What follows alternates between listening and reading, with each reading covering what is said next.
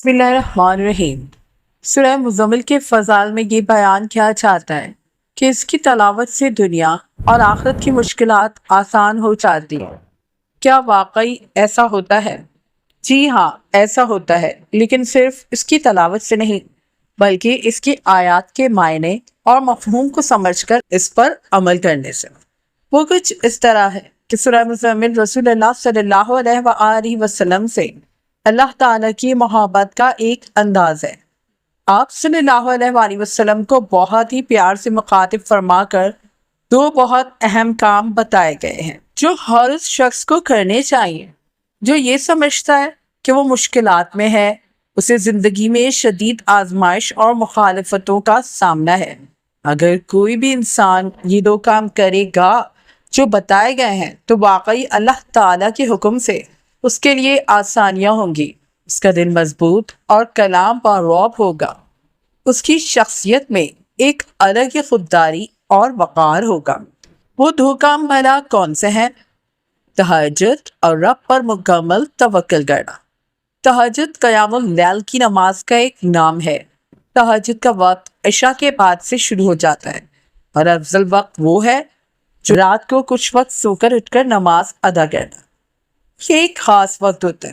پہلے یہی کوشش ہونی چاہیے کہ رات کا کچھ حصہ سو کر پھر دوبارہ جاگ کر نماز ادا کی جائے اور اس میں قرآن مجید کو ٹھہر ٹھہر کر اس طرح پڑھا جائے کہ جہاں تسبیح کا حکم آئے وہاں ہم تسبیح کریں، ہم سبحان اللہ و بحمدہ کہیں، جہاں جنت کا ذکر ہے ہم رب سے جنت مانگ لیں، جہاں رحمت کا ذکر ہو ہم رحمت مانگ لیں، جہاں کل کہہ کر آگے کوئی دعا مانگنے کا حکم آئے تو ہم وہ دعا مانگا کریں جہاں نیک لوگوں کی صفات بیان ہوئی ہوں۔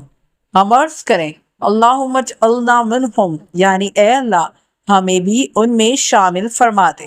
پھر عذاب کی بات ہو تو ہم پناہ مانگ لیا کریں۔ تہجد میں قرآن مجید کی تلاوت کا یہ طریقہ ہے جو سنت بھی ہے۔ اپنی تہجد یعنی قیام اللیل کو سجانے کے لیے، خوبصورت بنانے کے لیے اسے قرآن مجید کی زیادہ تلاوت سے مزین کیجیے۔ سچ بات تو یہ ہے کہ نماز میں رب کے سامنے حاضر ہو کر جو قوت ملتی ہے نا، جو ہمت ملتی ہے نا، اس سے آدھا غم تو ویسے ہی دور ہو جاتا ہے۔ اسی لیے تو قرآن مجید میں اور اسی سورہ میں بھی نماز کا اور خاص طور پر رات کی نماز کا حکم دیا گیا ہے۔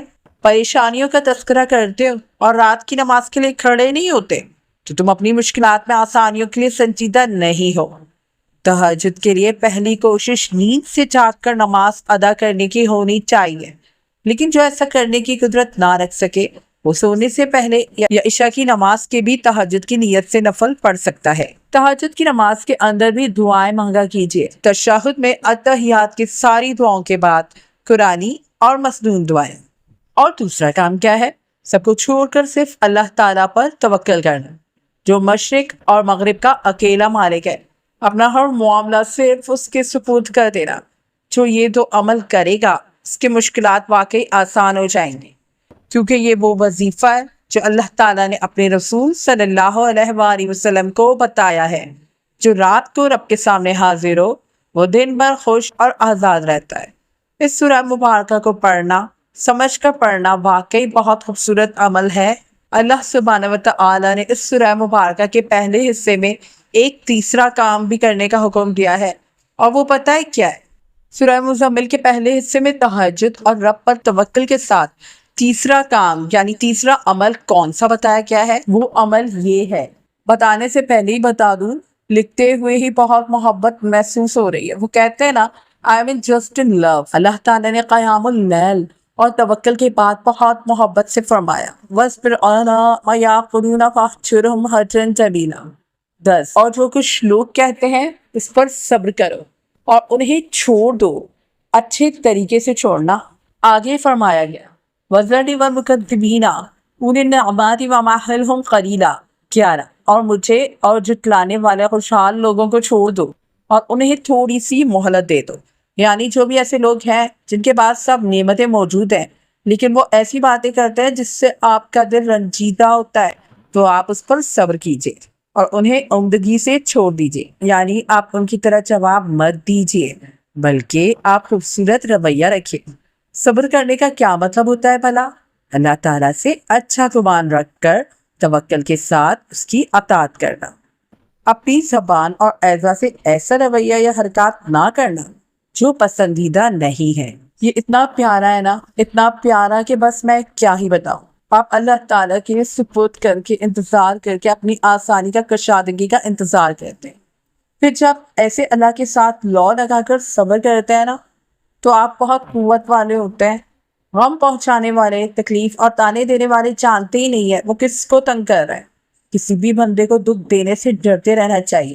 پھر یہاں تو صاف فرمایا گیا ہے کہ مجھے اور ان لوگوں کو چھوڑ دو، یعنی رب العزت فرما رہے ہیں کہ میں خود ان کو کافی ہوں، تم ان سے شائستگی سے الگ رہو، میں تمہارا جواب خود لوں گا۔ کیا محبت ہے اور کیا ہی چاہیے۔